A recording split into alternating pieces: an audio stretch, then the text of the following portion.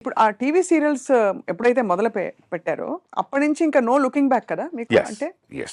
That was in From 96, 96 నుంచి continuous continuous గా till 2023 వరకు.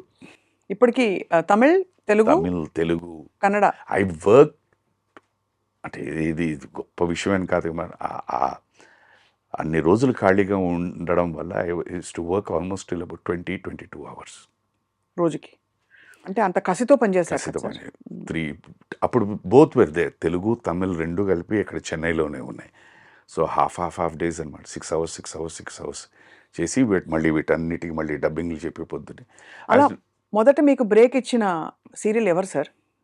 What was the turning point? Doordarshan అమ్మ. దూరదర్శన్లో వాళ్ళకే అని చెప్పి ఒక సీరియల్ చేశాను, వాళ్కై ఇళరాజా గారు. దాని తర్వాత అప్పుడు ఆ దీంట్లో ఫస్ట్ వస్తున్న వీక్లీ సీరియల్స్ మర్మదేశం. దాని తర్వాత డైలీ సీరియల్స్ ఇది కథ కాదు, పిన్ని. తర్వాత అక్కడ తమిళ్లో అన్ని, మనకి తెలుగులో వదిన వచ్చి ఇంకా అక్కడి నుంచి స్ప్రీ అందుకుంది. మీ క్యారెక్టర్స్ అన్ని మీకోసం టైలర్ మేడ్ గా వస్తాయంటే they gave me that. Luckily అది పండే ఎవరు నేను. That is most enjoyable character ఏది సార్ టీవీలో? బికాజ్ మీ లాంగర్ ఇన్నింగ్స్ టీవీలో దీంట్లో నాకు బాగా పేరు తెచ్చిపెట్టింది, మంచి గుర్తింపు తెచ్చిపెట్టింది, నన్ను నటుడిగా కూడా బతికించింది. 3 క్యారెక్టర్స్ ఉన్నాయి. ఒకటి ఇది కథ కాదు, దాంట్లో it has all shades, good bad dirty అన్నీ కలిపి అదొకటి. పిన్ని, సాక్రిఫైసింగ్ ఫ్రెండ్. తర్వాత అన్నీ అని చెప్పి మన తెలుగులో వదిన వచ్చింది, బట్ పెద్దగా తెలుగులో కంటే తమిళ్లో హిట్ అయింది. సూపర్ ఎక్స్ట్రాడినరీ వాడంటే. అది కూడా ఏంటంటే ఏజ్ ఆఫ్ నా ఏజ్ ఇస్ అబౌట్ 32-33 years. ఆ దీంట్లోనే I was playing 60-year-old person. ఒక మోస్ట్ ఈగోయిస్టిక్ వాడు లాయర్ అనమాట. వాడి జీవితంలో ఎప్పుడు ఓటమి అన్నది చూడలేదు. అలాంటిది ఒక కేసులో ఒక యంగ్ అమ్మాయి దగ్గర ఓడిపోతాడు. ఓడిపోయిన వెంటనే వాడు ఏం చేస్తాడంటే అటు వీడి కొడుకు కూడా లాయరే, అమ్మాయినిచ్చి పెళ్లి చేసేస్తాడు.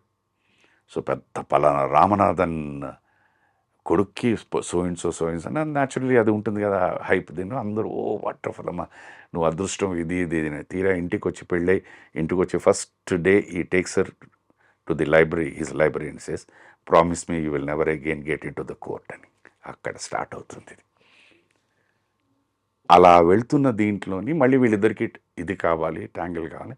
ఒకానొక పరిస్థితిలో వీడికి ఆరోగ్యం బాగుండదు. Then she takes up the case. He himself says I don't think మా అబ్బాయి కూడా వీడు చేయలేడేమో, ఇది ట్యాకిల్ చేయలేడు, ఇవి పాయింట్స్ యూ టేక్ అని. సో రోజు ఈవినింగ్ వచ్చే అమ్మాయి ఇంత కూర్చొని ఇతను చెప్పడం, అలా వెళ్తున్న character. It's a wonderful character, wonderful. ఇప్పుడు కూడా అదే మీరు అదే స్పీడ్తో వెళ్తున్నారు కాబట్టి సార్, ఎన్ని రోజులు per month you must be busy at least? లేదు, టెలివిజన్ ఉన్నంత కాలం I was busy all these days. నేను టెలివిజన్ చేసినప్పుడు ఇక్కడ 15 రోజులు, అక్కడ 15 రోజులు చేశాను.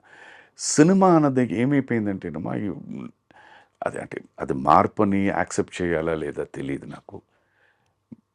ఆ రోజుల్లో మళ్ళీ ఏమైనా అని సరే ఆ రోజులు ఈ రోజులు అని మా అబ్బాయి అంటుంటాడు, నాన్న ఆ రోజులు ఈ రోజులు అనద్దు అని. మేము 100కి 1,000కి ఒక్కరోజు వినేవాళ్ళం. ఇవాళ క్యాన్సిల్ అండి. ఆ క్యాన్సిల్ కూడా ఏంటంటే ఏదో అవుట్డోర్ షూటింగ్ ప్లాన్ చేసి వేరే ఇంకే వర్క్ లేక పరిస్థితుల వల్ల, వర్షం వల్ల దేనో క్యాన్సిల్. ఇవాళ పరిస్థితి ఏమైపోయింది, షూటింగ్ ఉందంటే ఆశ్చర్యపడాల్సి వస్తుంది. ఎందుకంటే ఎప్పుడు క్యాన్సిల్ అయినట్టు. నైట్ ఎప్పుడైనా ఫోన్ వచ్చిందంటే షూటింగ్ ప్రోగ్రామ్ చెప్తాడా క్యాన్సిల్ చెప్తాడా అన్నది కూడా అర్థం కావట్లేదు. అలా అయిపోయింది అది. అదొక్కటే కొంచెం డిఫికల్టీ. దానివల్ల ఏమైపోతుందంటే I'm not able to plan for my TV. వీళ్ళకి ఒక సెట్ ఆఫ్ డేట్స్ ఇచ్చేయాలి కదా. అదేమో డైలీ న్యూస్ పేపర్ లాంటిది. మ్యాటర్ ఏముంది అన్నది అనవసరం, but the paper has to go. అలాగే ఎపిసోడ్ హ్యాస్ టు గో. మేము ఇక్కడి నుంచి 1 to 7 అక్కడ వర్క్ చేసి 8th నుంచి నేను సినిమాలకు అనుకుంటే వీళ్ళు ఏంటంటే లేదండి సార్ 8th నుంచి మనం చేయట్లేదు, మాకు 1 to 7 కావాలంటారు. అది ఇంపాసిబుల్. పాపం వాళ్ళకి ప్లానింగ్ చేయడానికి కష్టం అయిపోతుంది. సో నాకు తెలుసు దాంట్లో ఉన్న ఇబ్బందులు తెలుసు కనుక మర్యాదగా మన వల్ల వాళ్ళు ఇబ్బంది పడకూడదు అని చెప్పేసి నేను దాన్ని కొంచెం గ్యాప్ ఇచ్చాను. ఈ మధ్య మీరు యాత్రలో చాలా ఒక ప్రామినెంట్ క్యారెక్టర్ వచ్చింది మీకు. సినిమా ఆడాలి కదమ్మా. బట్ నెవర్దలెస్ అంటే మీకైతే ఫుల్ఫిల్లింగ్గా ఉంటుంది కదా సార్? ఇట్స్ లవ్లీ, చాలా హ్యాపీ. నాకు మేజర్ ఏంటంటే మీరు దాని గురించే కదా నన్ను అక్కడి నుంచి పిలిపించి I want to do an interview It is with you అని actually అవును. రైట్ చెప్పేసి. సార్. అవును. మనిషి అన్నవాడు ఏంటంటే ప్రతిదీ ఎవరైనా నువ్వు చేసిన పని బాగుంది అని అనుకుంటే అది తెలిసి తెలియకుండా ఒక ఆనందాన్ని ఇస్తుంది. తెలిసిన వాళ్ళు చెప్పడం వేరు. రోజు పరస్పరం కలిసి ఇప్పుడు మీరు మాట్లాడారంటే I know Swapna madam, so వారు చెప్పారంటే ఓకే. బట్ మనం అలా నడుచుకుంటూ వెళ్ళిపోతూ ఎవరో ఒకళ్ళు వస్తూ సార్ ఆ సినిమా చూశాను చాలా బాగుందంటే దట్ వేస్ అ లాట్. అవును. ఇట్ కమ్స్ ఫ్రమ్ ట్రూ ఇదనమాట. అండ్ ఎవరైనా తప్పించేది దానికే. ఇప్పుడు యాజ్ అన్ యాంకర్ మీరు కూడా వెళ్తున్నప్పుడు మేడం పలానా వాళ్ళ ఇంటర్వ్యూ నేను చూసాను చాలా బాగుందంటే ఎంత హ్యాపీనెస్ ఇస్తుంది. చాలా హ్యాపీనెస్. దెన్ అక్కడి నుంచి మనం ఏంటంటే ఏం చేసాము దాంట్లో, ఏం క్వశ్చన్స్ అడిగాం, how did we present ourselves అని మనం నేర్చుకుంటున్నాం. That's it. బట్ ఇప్పుడు then how do you keep busy sir? ఇప్పుడు క్యారెక్టర్స్ అవి ఇప్పుడు ఏ సినిమాలు సైన్ చేశారు ఆల్రెడీ? సుబ్బయ్య గారి సినిమా జరుగుతుందమ్మా, ముత్యాల సుబ్బయ్య గారిది. After long time he's producing a film. నేను అడిగాను గురువా అవసరమా అని, లేదు పిల్లలు ఏదో చెప్తున్నారు ఉన్న కాంటాక్ట్స్. సో దిస్ ఫిలిం టోటల్గా మళ్ళీ పాత స్టైల్ ఆఫ్ ఫిలింలోనే వెరీ వెరీ ఎమోషనల్ ఫిలిం. అమ్మ మనసు అని పేరు పెట్టారు. It's story between a son and a mother. దీని మీద అనమాట. ఇట్స్ ఒక చిన్న కాలనీలో జరుగుతుంది. ఆ కాలనీలో ఒక పెద్ద మనిషి అనమాట. ఇలాంటి కథలు కూడా ఇప్పుడు తీస్తారా అనిపిస్తుంది సార్. అంటే హీస్ కమ్ డౌన్. అదే ఆయన ఆయన ఆయన నమ్మకం అది. నేను వారితో మాట్లాడుతున్నప్పుడు నేను అడిగాను గురువా ఇది అంటే, లేదు గురువా మనం మన వర్క్ అయిన సినిమాలన్నీ ఎమోషనల్ ఫిల్మ్స్, ఆ ఎమోషన్ అన్న మిస్ అయిపోతున్నారు. So I want to do on that. Emotion అని ఉంటుంది, బట్ బేసిక్గా మిగతా ఇప్పుడు కావాల్సిన దీంట్లోని ఆ కుర్రాడు ఆఫీసు అవన్నీ those are all lighter vein scenes. ఆ లైటర్ వెయిన్ సీన్స్లో ఈ ఎమోషన్ తీసుకొస్తే ఇది డెఫినెట్లీ ఇట్ విల్ వర్క్ అమ్మా. Emotion is there in everybody. అయితే దాన్ని కరెక్ట్ టైంలో అలా గెలితే ఇట్ వర్క్స్ అవుట్.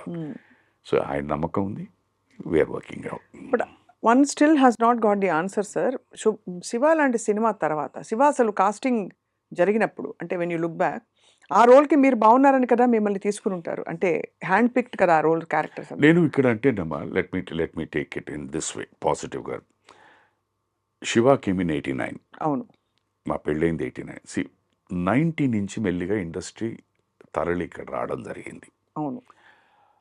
ఆ దీంట్లో ఏంటంటే అప్పుడున్న పెద్దలు they put certain conditions or norms saying that ఇక్కడున్న వాళ్ళనే యూ ప్రిఫర్ దెమ్ అని.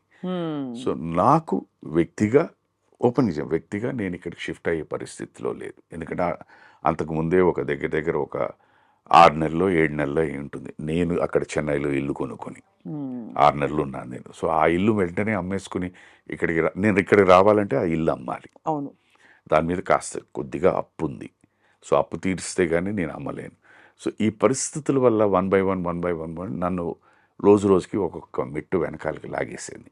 సో నేను షిఫ్ట్ అవ్వలేదు.